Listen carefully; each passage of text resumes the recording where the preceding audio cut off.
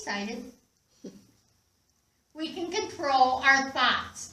We don't have much control over them, but we need to start gaining control over our thoughts so that we have some form of mind management.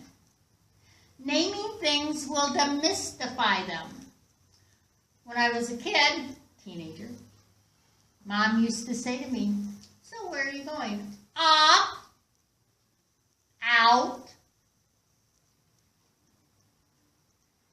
"Someday I'm going to find out where off is," she would tell me. And I thought, oh boy, that won't be a good thing for me.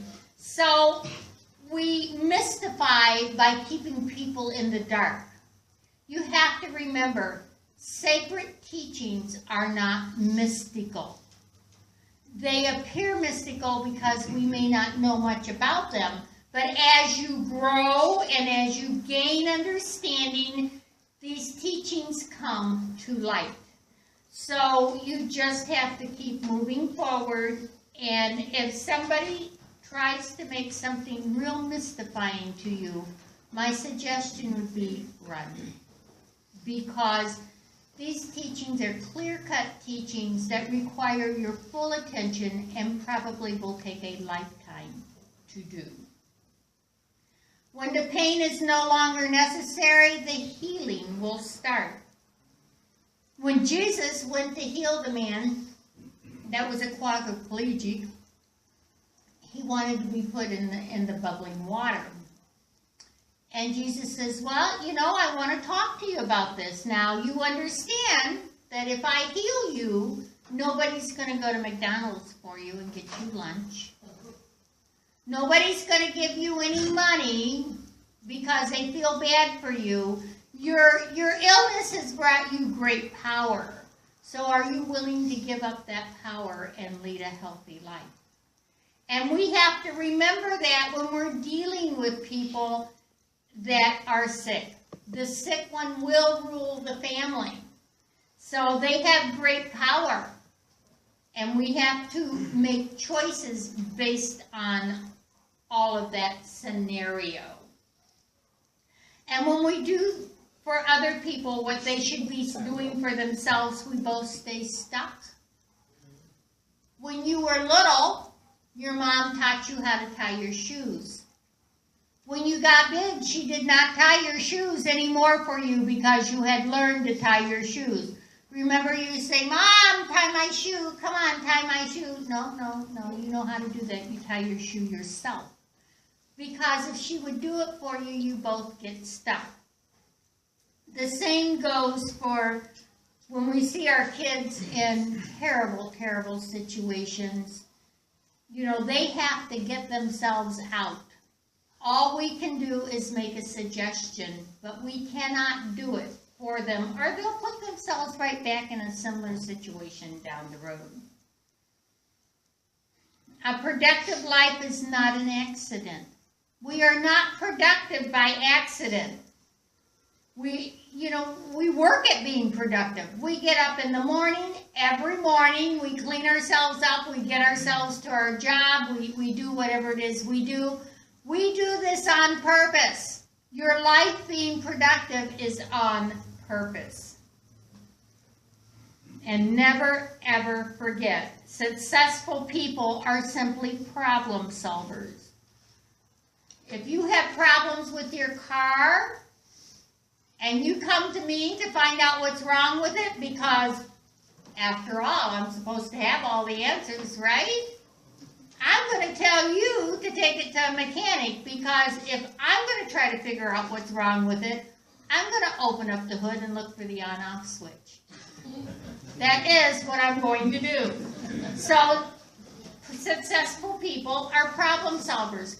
Car mechanics solve your car's problems. Lawyers solve your legal problems. Doctors solve your physical problems. Go to appropriate people. If you have something spiritual in nature, I will certainly try to help you out. Liars are eventually exposed. The truth will always surface. It sometimes doesn't even surface in our lifetime, and certainly doesn't surface in our time. When somebody lies, we want them to be exposed right away. But liars are exposed because they don't have the foundation to keep up the lie. And faith will walk out when fatigue walks in. If you remember, Jesus took time to rest, he took time to commune with his Father, and he took time for the people. And he never said, oops, it's 5 o'clock. You'll have to come back tomorrow for your healing. Sorry. He had time for everything. But he knew how important it was to take time to rest. It is not wasted time. Because fatigue can be costly to you. A tired mind rarely ever makes a good decision. Resting is a time that you repair. It's a time for renewing.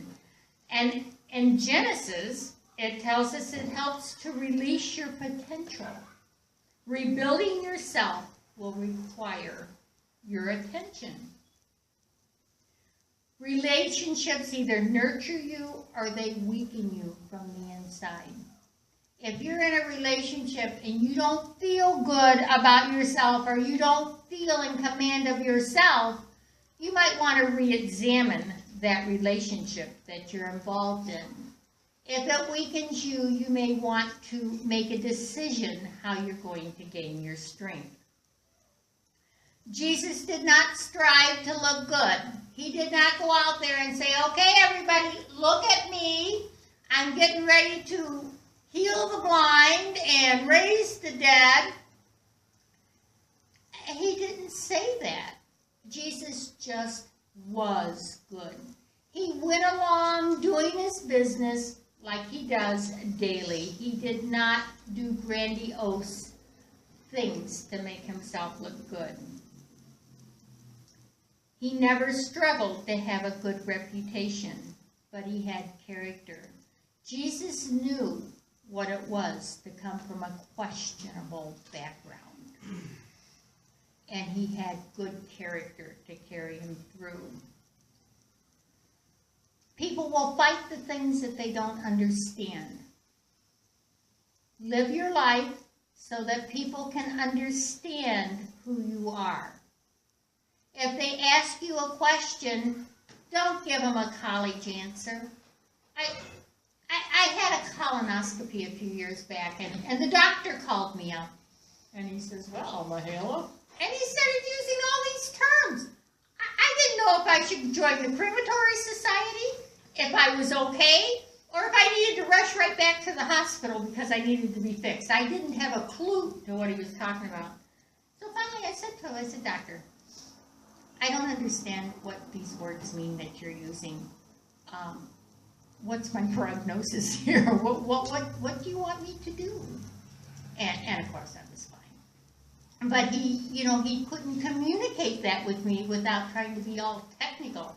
I didn't care about his technology and his technical talk, no more than people care about your spirituality talk. And no more people don't care about all your technical stuff.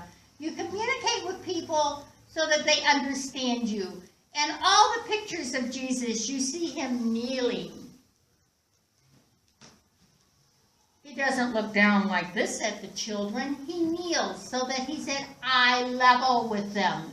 He meets them at their level. He takes his hand and helps them out of their darkness. That's extremely symbolic. Extremely symbolic.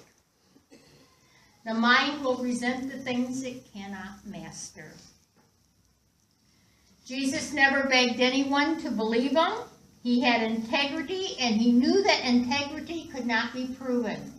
You just have to know within yourself who you are and what you do. There will always be greater and lesser people than yourself. Integrity must be discerned. Jesus never wasted time on critics. He kept his attentions on his goal. He had a life, but he had a goal. He stayed focused. Critics are spectators. They're not players. They're simply spectators. and there hasn't been a monument built to a critic yet. Move away from the critics. Although I do think Roger Ebert is going to get a monument. I won't be able to use that line much longer. Passion is your power. What are you passionate about? What drives you? What makes you you? That is where your power is. You treat all people right, and you never discriminate. You don't discriminate from race, sex, financial status, or appearance. You have to be comfortable with the homeless. You have to be comfortable with the very rich. You have to be who you are, and that will make you comfortable with all people. Jesus knew that every person contained potential. And he knew what it meant to have a questionable background. And in closing, I'm going to tell you a story about a book that I read many, many years ago. And it was a lawyer who had had a near-death experience, and he went up to God, and he lived in San Francisco. He was from the high-rise, and just very, very wealthy man. And he says, God, look at that homeless person down there. He's nothing but a beggar. This man is a menace to society. He has disease. And look at me. I'm a fine specimen of a human being. I'm a lawyer. I make money. I pay my taxes. Why is my life in jeopardy? And look at this man. And God says, well, let's think about this for a minute. Before you ever came here, the two of you made an agreement. You were best friends. And you needed to learn how to love somebody that was homeless and what you would figure useless in the world. So he said, your best friend came as a homeless person so you could learn to love him. And ever since I heard that, I thought, okay, that was a beautiful explanation of how all people have purpose. All people have purpose. So no matter what your problem, God is the answer. And if you trust in your Heavenly Father, He'll never let you down. God bless you.